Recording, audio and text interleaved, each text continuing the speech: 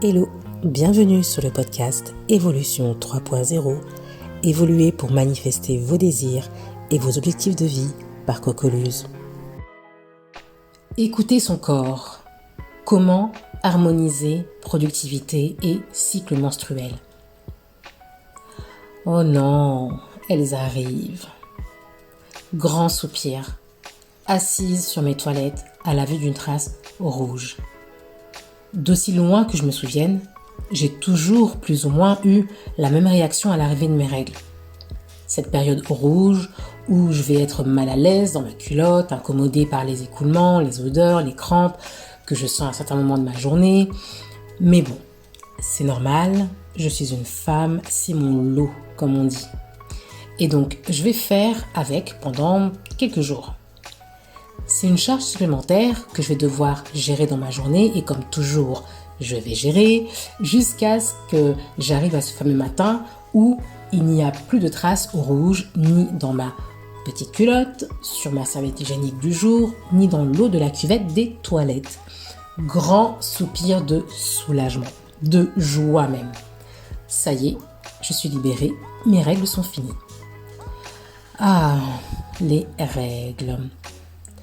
C'est dans ma 40e année que j'ai réellement compris qu'il y avait un parallèle entre le cycle menstruel et le rythme de la vie. Mais pas seulement ça, la vraie prise de conscience, c'est que il y a un impact fort l'un sur l'autre. Cette compréhension a tout changé dans ma productivité. Quand on a des projets ou des activités pro pour lesquelles on veut du résultat, la productivité, c'est le nerf de la guerre. J'ai vécu quasiment un rapport avec mon cycle menstruel que je qualifie plutôt de négatif. J'ai connu plusieurs phases d'ailleurs. La phase de la frustration où on ne peut pas faire ce qu'on veut parce qu'on se sent pas bien, on sent un inconfort, comme le sport d'ailleurs, que j'avais pris l'habitude de bannir pendant cette période. Je ne pouvais donc pas alimenter une de mes sources de bien-être pendant quelques jours. Ou alors la phase de la peur, dans ces moments où on stresse de ne pas voir ses règles arriver, quand on se rend compte qu'on a eu des oublis de pilules alors qu'on a une vie sexuelle très active. Pour pallier à ça, je suis passée des années plus tard à un stérilet, beaucoup plus, entre guillemets, en tout cas fiable dans mon expérience. Ensuite, il y a eu également la phase de douleur, l'année où l'on m'a diagnostiqué de l'endométriose.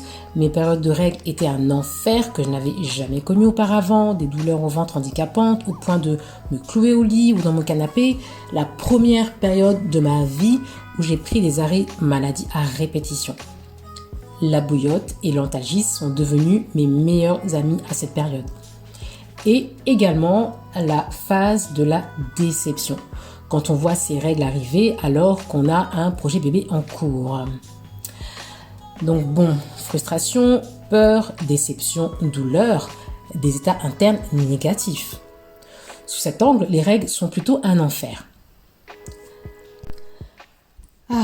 Les règles. Même ce mot que j'ai utilisé toute ma vie pour identifier mon cycle menstruel est négatif quelque part. Si on prend ces définitions, ce qui est imposé ou adopté comme ligne directrice de conduite, prescription de l'ordre de la pensée ou de l'action qui s'impose à quelqu'un dans un cas donné.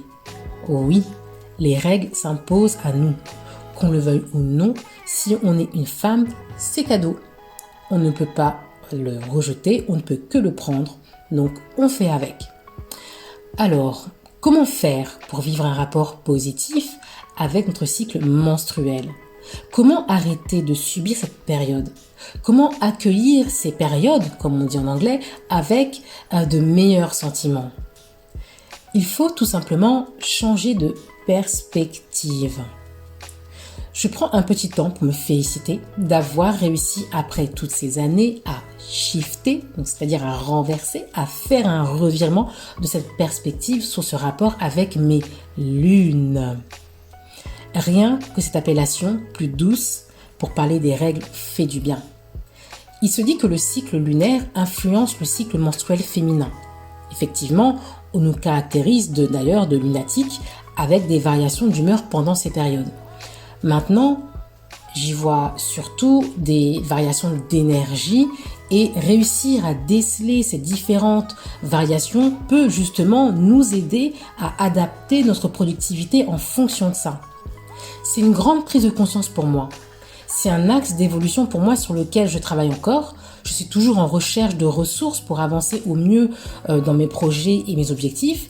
Et j'en avais une sous le nez depuis tout ce temps. Et je ne le savais pas. Pourquoi on ne l'a pas dit? J'aurais aimé le savoir plus tôt. Mais bon, cette attitude peut être un véritable obstacle en fait à notre productivité et à notre bien-être pendant notre période menstruelle. En cédant à cette mentalité de « je ne peux pas », nous perdons en fait une occasion précieuse d'exploiter la force de notre cycle pour notre avantage. Plutôt que de nous engager pleinement dans nos activités et projets, nous retirons temporairement dans une bulle d'inconfort et d'attente. Du genre, quand ce sera fini, je reviendrai sur telle activité, voilà. Je me sentirai mieux, donc j'ai plus d'énergie, je pourrai me remettre sur cette activité. Et c'est du gâchis. Je le dis, c'est du gâchis. Car notre cycle menstruel a une puissance énergétique et créatrice à ne pas négliger. Chaque phase de notre cycle apporte des avantages spécifiques. Par exemple, la période prémenstruelle peut être marquée par une créativité accrue et une intuition renforcée, tandis que la phase menstruelle elle-même peut être un moment de connexion intérieure profonde et de réflexion. Voici votre axe d'évolution. Réussir à prendre conscience de la puissance du cycle menstruel et à changer de posture pour l'utiliser est un axe d'évolution fort. Plutôt que de nous considérer comme vulnérables ou impuissantes pendant notre cycle, nous pouvons adopter une perspective proactive. Nous pouvons adapter nos tâches en fonction de nos niveaux d'énergie changeants et de nos compétences mentales fluctuantes. Par exemple, pendant les jours où notre énergie est à son pic, nous pouvons concentrer nos efforts sur des tâches plus exigeantes qui nécessitent une réflexion intense. Et pendant les moments où nous nous sentons moins énergiques, nous pouvons choisir des activités plus légères et apaisantes qui nourrissent notre bien-être émotionnel. L'axe d'amélioration réside dans notre capacité à reconnaître que notre cycle menstruel est une ressource. Une force qui peut être canalisée pour améliorer notre productivité et notre qualité de vie. Donc, il s'agit en fait de s'engager activement dans notre propre cycle, de trouver des moyens de travailler avec lui plutôt que contre lui. Beaucoup d'entre nous, et moi la première, nous avons tendance à penser que la productivité consiste à travailler dur, sans relâche, à s'épuiser pour atteindre nos objectifs. Alors là, je lève la main haut et fort, ça c'est tout moi. Cependant, une approche plus équilibrée consiste à plutôt cultiver une productivité durable, donc être productive dans le temps. Ouais, vraiment être plutôt, je dirais même un peu plus loin, d'être constante dans sa productivité. Cela signifie travailler intelligemment plutôt que de travailler constamment. Il s'agit de reconnaître vos moments de haute énergie et de concentration et de les exploiter pour accomplir des tâches exigeantes. Il s'agit également de prendre des pauses régulières pour vous reposer et recharger vos batteries, ce qui peut, en fin de compte, augmenter votre efficacité globale. Se reposer, c'est productif. Oui, moi aussi, ça m'a pris du temps pour l'accepter et pour l'appliquer. Donc, je préfère le dire là et le souligner. Se reposer, c'est productif.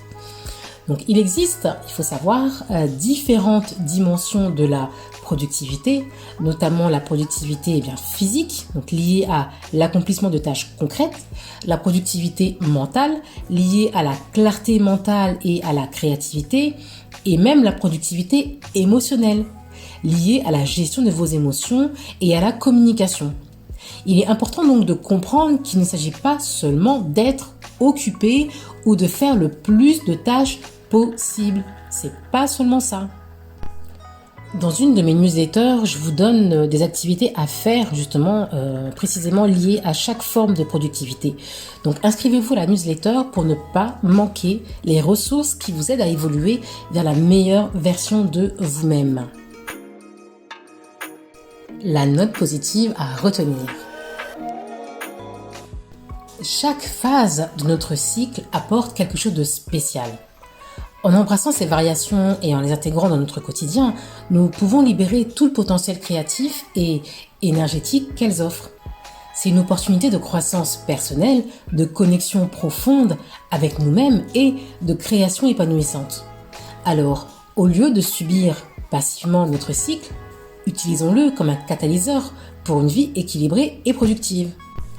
Pour conclure, j'aimerais vous dire ceci. Il est temps de repenser notre relation avec notre cycle menstruel. Il est temps, n'est-ce pas?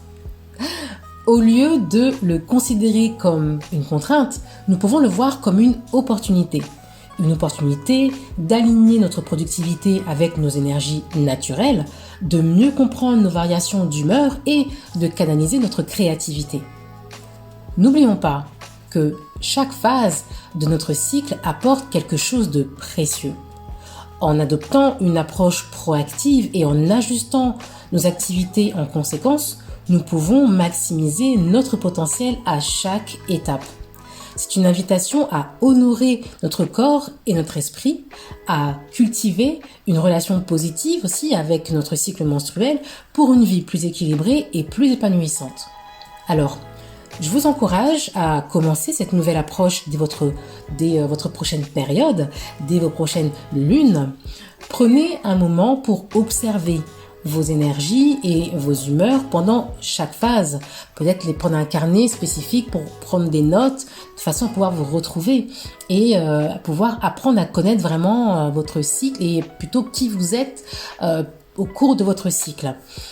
Adaptez ensuite vos activités en conséquence en exploitant les moments de haute énergie pour les tâches exigeantes et en accordant du temps à l'introspection pendant les périodes de calme. Voilà, donc prenez le temps de réfléchir à votre propre relation avec votre cycle menstruel. Identifiez une façon spécifique dont vous pouvez ajuster vos activités en fonction des différentes phases de votre cycle. Partagez votre engagement et vos découvertes aussi sur les réseaux sociaux avec moi en vous connectant à mes réseaux en utilisant le hashtag cycle puissant. Hashtag cycle puissant. Voilà, vous me retrouvez d'ailleurs sur Instagram, sur Twitter aussi, où je me suis remis sur Twitter, donc vous me retrouverez là également. Votre expérience peut inspirer d'autres femmes à créer une relation plus positive avec leur propre cycle. Et moi, ça m'intéresse de voir justement et de savoir comment vous évoluez sur le sujet. Si vous avez aimé cette discussion, n'hésitez pas à laisser un commentaire positif ou mettre un like ou une évaluation 5 étoiles selon la plateforme où vous suivez ce contenu. Cela m'aide à continuer à créer du contenu qui vous inspire, qui vous plaît et soutenir surtout votre évolution personnelle. Voilà, et maintenant, c'est le moment d'agir. Mettez en pratique ces nouvelles idées dans votre vie et découvrez les avantages d'embrasser pleinement votre cycle menstruel.